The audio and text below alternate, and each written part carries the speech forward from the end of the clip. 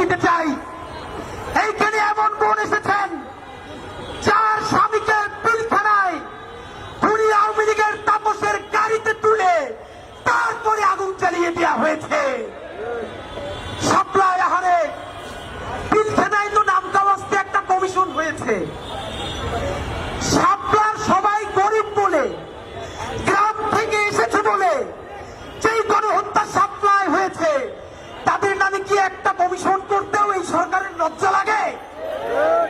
যদি লজ্জা লাগে তাহলে এই গরিব হুজুর তাদের রক্তের মধ্য দিয়ে এই সরকারে আপনার থাকতে লজ্জা লাগে না? বন্ধুরা আমার, বিএনপিকে বলতে চাই, আপনাদের হাতে ধরি, পায়ে ধরি, শহীদ জিয়ার বিএনপিকে দিল্লির দাস হতে দিব না। জামাতে ইসলামের ভাইদেরকে মনে করিয়ে দেই, সাইদি সাহেবের রায়ের পরে 2 শতাধিক মানুষকে 2 দিনে পাখির মতো গুলি করে হত্যা করা হয়েছে। শুধু হত্যা করা হয় নাই, পাখির মতো স্তূপ করে নারী পুরুষের লাশগুলো রাস্তার পাশে রাখা হয়েছে।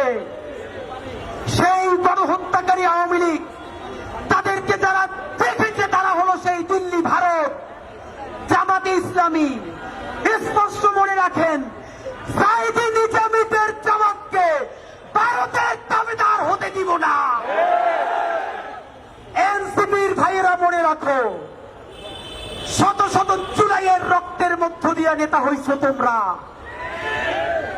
যদি এই জুলাইকে বেঁচে দিয়া